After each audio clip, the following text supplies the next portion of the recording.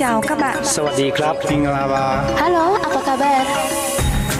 你好，东南亚。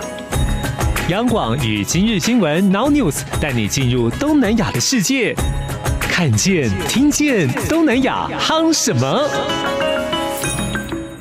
คุณพิธาสวัสดีค่ะ สวัสดีครับนี่ครับ ยิน ไต้หวัน ดีต้อนรับสู่ไต้หวัน Welcome to Taiwan เชื่อ Thank you for having the time with us today. Absolutely it's a privilege I know your visit to Taiwan at this moment is a very important time because of the Thailand's general election has just concluded. Yes, absolutely. Yeah, so let's start from the most immediate topic, Sure. the election. Sure.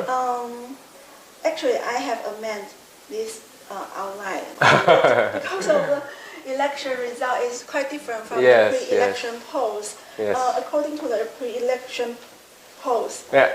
People's Party should surpass the 151 Yes. seats Yes. based on the 2023. Yes. But actually, Yes, The it went the vote- other way. yes, Yeah, the yeah. Burunja Thai become the largest party. Yes. And I think People's Party will be the second party in the parliament. I think so, yes. So how do you interpret this unexpected setback? Well, before interpretation, I think we should start with feelings, so I feel disappointed, but not in despair. Disappointed in the sense that we didn't get the outcome that we had wanted. We worked very hard for it. We strategized, we campaigned, we implemented, and we tried our very best. But that's life. Sometimes it's not always as what you had wanted, and the people of Thailand have spoken. Then we just have to be honest with our feelings for a couple of days. Take some rest and recuperate and regroup again, because numbers speak about what's happening today. I mean, the election result numbers speak about what's happening today, but it's the character that determines the future. Do you have that iron in you to govern Thailand? Do you have that resilience and perseverance, or are you only joyful when you're winning? Because people win and lose, and that happens sometimes. So yeah, I called my teammates to give them some encouragement and say that yes, we can talk about what went wrong, and we could analyze and do all these things and beat ourselves to death tonight, but that's not going to help. Because yesterday is yesterday, today is today, tomorrow is tomorrow, and no matter how disappointed you are today, it's not going to change your result. So let's just take some rest, have some good sleep, sit on it a little bit, and then we'll start strategizing again. And next election it's a fresh start. Tomorrow is a fresh start. So that's the kind of feelings that I'm trying to send the message. Unfortunately, I'm not in Thailand with them to give to them, so I have to make some calls and using Taiwanese media to send the message back to my team. But yeah, I think we can learn a lot from this time around, rather than the 2023 when we won. But you can have a lot of lessons from your defeat this time. Just don't lose hope. That's the only thing, because you can always come back. I'm wondering what is the reason make this result so different from the pre-election? So yeah, I was going to get to the interpretation now because I was talking about feelings. Interpretation and observation. I mean, it's probably too soon to analyze what went wrong and stuff like that, and I'm not going to do it in public in front of a camera. We'll probably have to talk about it in private with my teammates. But what's different, and something that is all over the internet and the media, and you can see it. 2023 and 2026 is totally different ball game. Different environment, different ball game.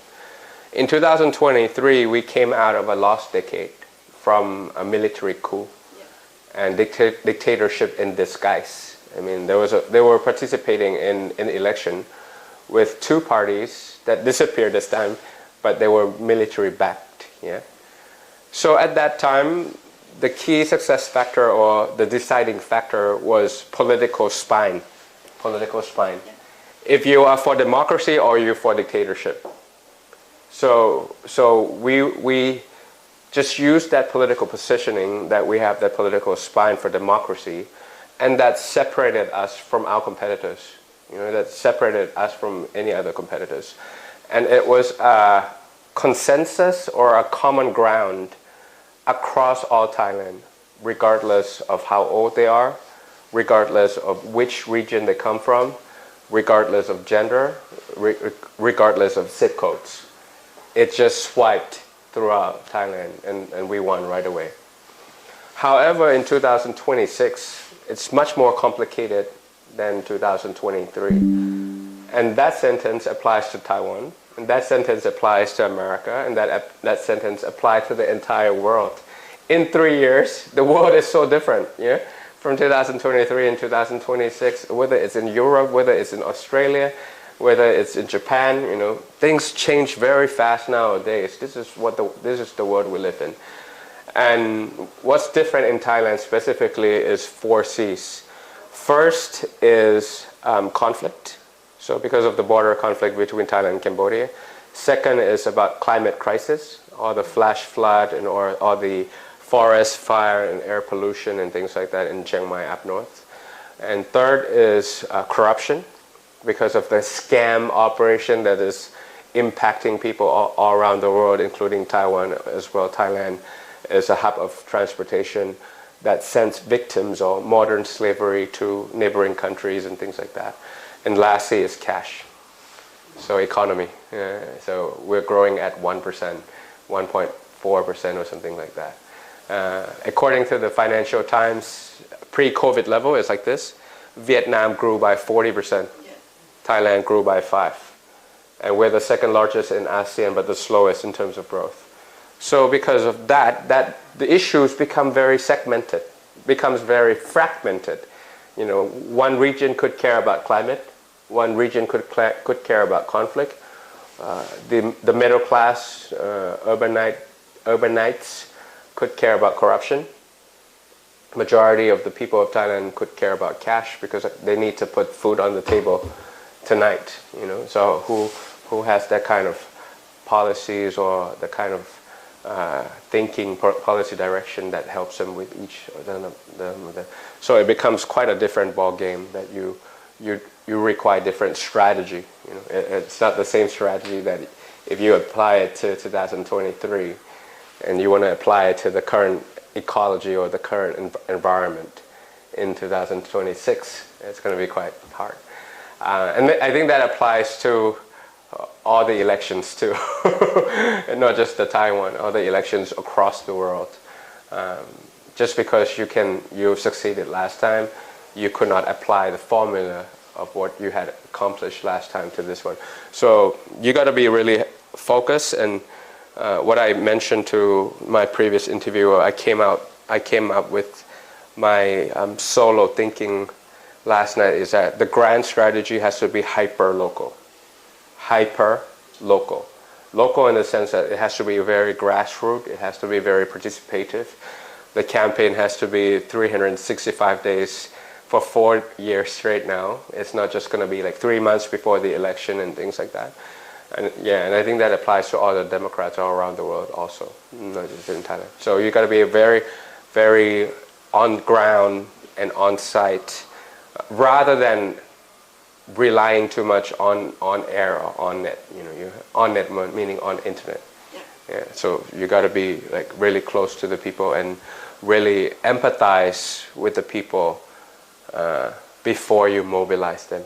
Politicians usually mobilize people more than empathizing with people. You have to empathize them first before you mobilize them. So it's me. I think once we process our emotion and process our feelings, then you probably have to do some exit interviews and go down to really rural areas in Thailand and really empathize with them, really understand the situation, really understand what it's like to be in this region and trapped in poverty and things like that, to really understand them once again.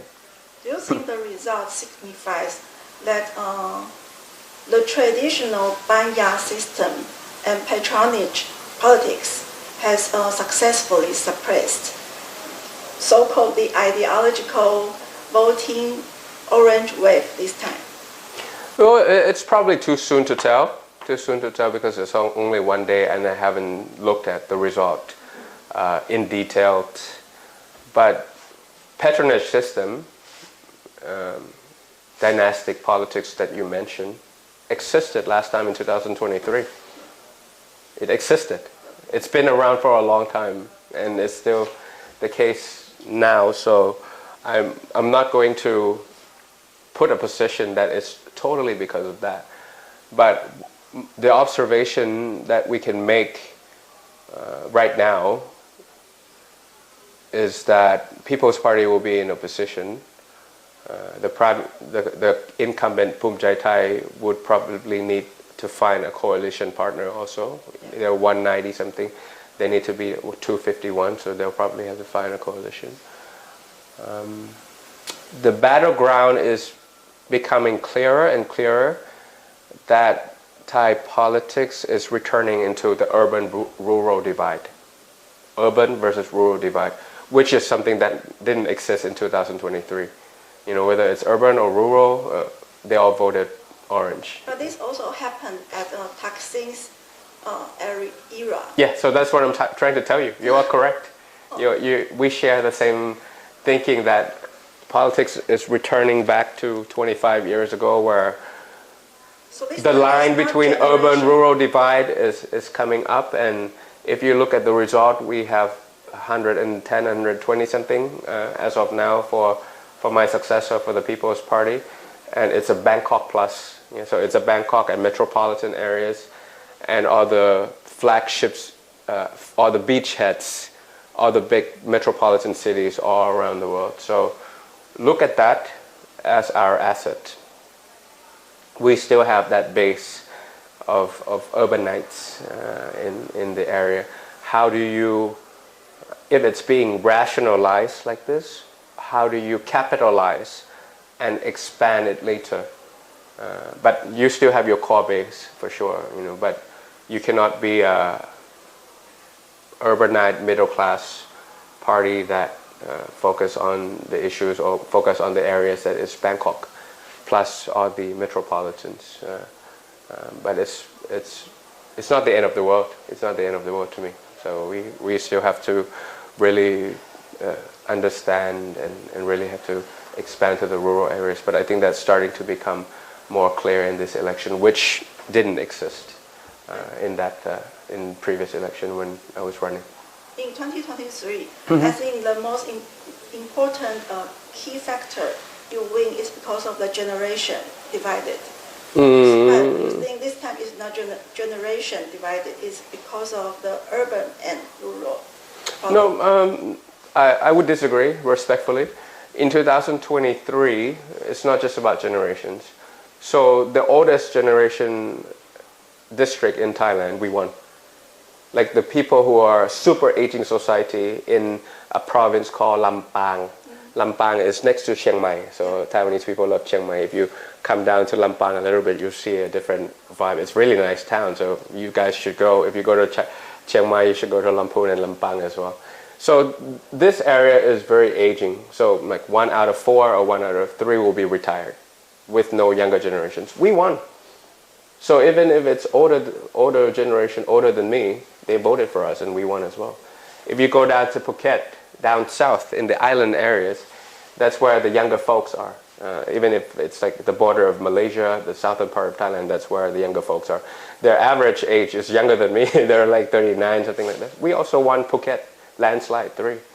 So yeah, it was not so much about generation. A lot of older people voted for me. A lot of younger people voted for a Move Forward Party. But so it's not just about it was about political positioning, in my opinion. Whoever had the strongest political spine, consistent, transparent, trustable, won that election in 2023. But it's a different ball game in 2026. Yeah. So since People's Party will not be forming the government, and I think that Punjatai will lead the coalition afterwards. What is your strategy for the future? I live in Boston, so I'm a senior fellow at Harvard University, teaching young generations, including Taiwanese and Thais and Indonesians and Philippines, if they want to run for public office. So for me personally, I want to inject a lot of fresh blood into politics. I cannot speak on behalf of People's Party. I think that's up to the leadership to reconvene and decide on this themselves. But if I can speak as a Thai, as a civic Thai, a robust opposition is important to democracy. You know, that how do you measure the health or the vibrancy of the democracy? It's not just about how strong a government is. It's also about how robust the opposition is. So use that as an opportunity that you have gained so much experience and become such a good check and balance to the Phumjai Thai government.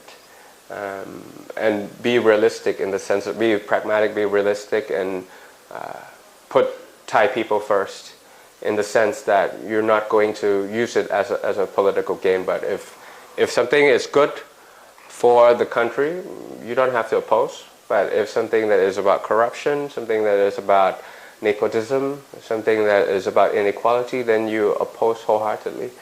And pendulum swings. That's democracies. If you look at it normally, a pendulum swings. And next time could be our time if we do a good job, you know. And don't let our hope die with just today or yesterday. Yeah, so now. You have been banned from politics for 10 years, and still there is still 8 years remaining, right? Yeah. And during this time when you cannot participate in politics, what is your plan? And actually, I want to ask, how do you stay relevant to Thailand's politics?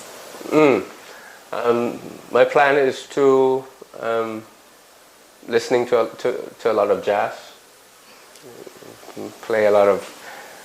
do a lot of yoga, squash, keeping myself healthy, vigorous, relevant to the world, and make sure that when my time arrives, I'm still capable and strong and more calm, more matured, that I understand what's going on around the world. Even if I'm not in Thailand, but I travel to meet with Thais all around the world, I understand what the next generation AI or the next generation semiconductor is going to be, because I get to meet with Maurice Chang and his wife. I understand how to handle or manage misinformation and disinformation and fake news and information operation from meeting with former Minister Audrey Tang. I understand how to manage aging society because I travel to Denmark and Copenhagen and understand what dementia village means. I travel to South Korea because I want to see what democratic resilience looks like in an autocratic era. And I think that's how I prepare. And I also learn a lot, and I also share what I have learned, from my past experience as the almost prime minister to younger generation. And you can never take for granted that the younger generation or the first-time voters will always vote for the progressives, will always vote for the Democrats, will always vote for the liberals. I think that's very evidential, very, very prevalent in America. And I don't know about Thailand yet because I haven't seen the results, but that's something that you really have to make sure that as a 46-year-old, a father of a 10-year-old, I understand my daughter and her generation. And I understand, people who are 18, 19, and 20 better than people who are 80 years old. Yes, of course. Yeah, so if they voted for, populism or they vote for bad elites that is like old, retired people, it's my fault that I could not connect with them. So I have to connect with the younger generation. And if I'm successful, normally it's about 0.8 million new voters every year. So for 10 years, it's approximately 7 to 8 million new votes when I return back to politics. And hopefully I can, oh, absolutely. There's no doubt about it. I can make their hearts sing with that 8 new million votes that came out, including Thai people who live in Taiwan, Thai people who live in South Korea, Thai people who live in Japan, Thai people who live in America, Thai people who live in Europe. That's also an untapped market. And if I were to become a prime minister, I would be a prime minister for all, not just the border of Thailand, but here in the laborers and the students here in Taiwan as well. But yeah, my time will come. But I'm definitely not in a rush. I can take my time to listen to Miles Davis for a long time. I noticed, although you cannot run for the office, but you were warmly welcomed during the campaign tour. You are like an Orange Party superstar. How do you think about this? I don't think myself as a superstar as well, and we never believe in superstar in politics. The way we do politics is that it has to be institutionalized, both for ideological reason and practical reason. Ideological reason, I feel like the world is so volatile and it moves so fast and changes a lot. There's no Superman. There's no one Superman that can handle everything. You know, there's no superstar that knows everything. So it has to be a team-based, a teamwork kind of thing that gets the country moving ideologically. And also practically, because we know that lawfare is something that is being used in Thailand. So Party 1.0, 8 months ban. Move Forward Party, ban. People's Party, ban. And you know, if that happens, succession planning and leadership development is most important, because you have to keep the momentum going. They can ban a man, but they cannot ban an idea.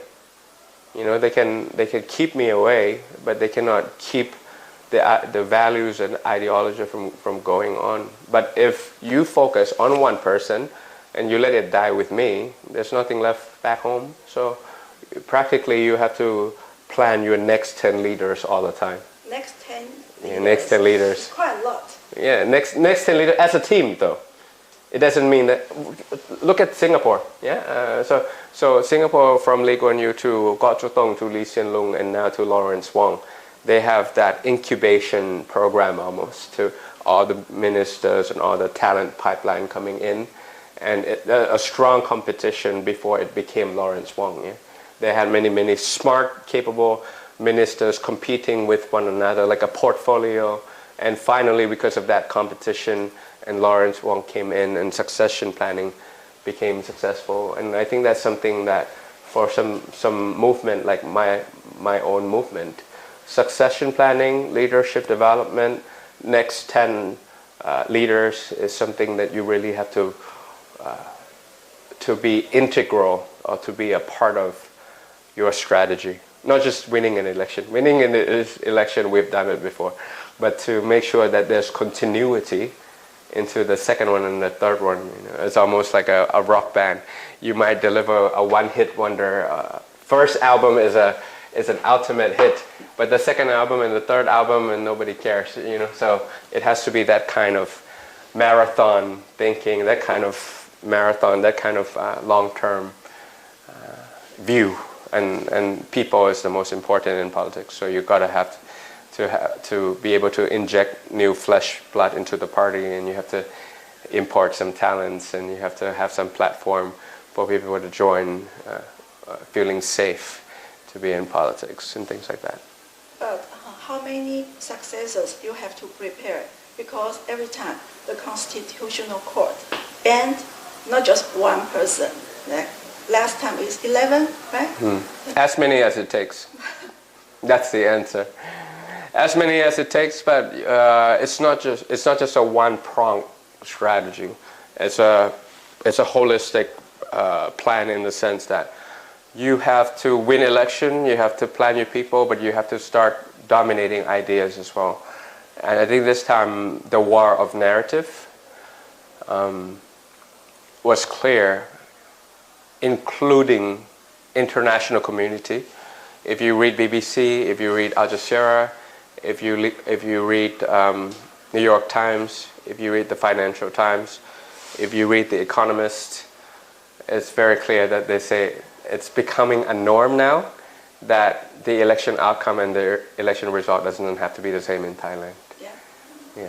So it's being normalized in people's head, in journalists' heads, in Thai people's heads. You just have to really push back strategically, intelligently, that this is not okay. But it's something that the bad elites are very good at. How can you have 13 military coups in 100 years? Since 1932, so 90-something years, but let's say in 100 years, how can you have 13 military coups without much resistance? Normalization of coups. People feel like it's okay, so if there's a big conflict, let the military come out and there's another coup after another coup, and that's okay because that's part of Thai way of things. It's being normalized in our head when it's not very normal to many other people around the world. In South Korea, it's just mind-blowing if a president comes out with a martial law. It's just impossible to imagine, and they would fight back, And if the military was ordered to kill or to shoot the protesters in front of the Blue House in South Korea, in Seoul, it's just unimaginable. And their parents were texting, and they said, if you kill someone, don't ever come home, or you're not my son anymore. Because the ideas is so dominated that, it has to be a democracy and nothing else. So we have to have that kind of above the line pushback. That is not okay. That is not normal to have military coups. It's not normal to ban politicians of a lifetime. It's not okay to use morality as an excuse to get rid of political opponents, lawfare, judicial activism, judicial harassment, or whatever you call it. But that's something that, it's another big hurdle that we have to do. So winning election, incubating people, succession planning, and dominating ideas to push back anywhere, and including, because it's always in the headline that, he won the election, can he govern, Or why struggling Thailand keeps voting for change that never comes. I think that was a tagline from Bloomberg.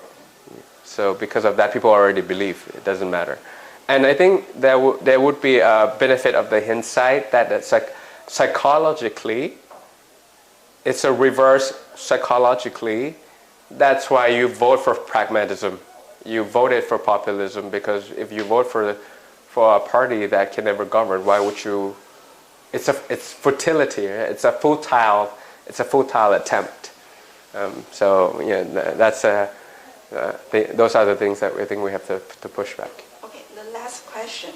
I want to talk about your personal life. You are a single father who has to care of a young daughter, Pipin. Yeah. So how do you balance your life between carrying your daughter and juggling the busy political work?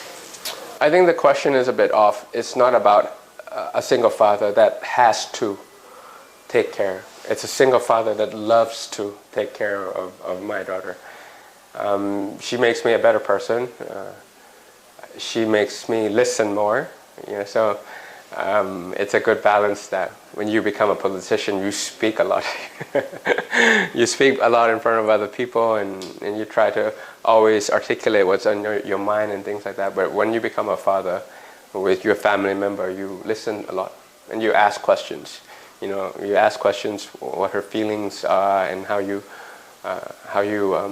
co-develop a relationship. So I become quite a good listener. I become much more patient in the way you do things. Now, what kind of example you want to set for her?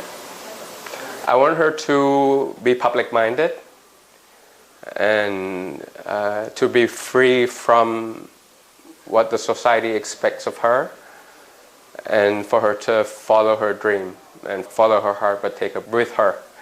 Follow her heart, but take her brain with her. So that would be something that I could wish for from a father. Okay, Mr. Pita, thank you so much. Thank you. ขอบคุณค่ะ ขอบคุณครับ And best 谢谢 wishes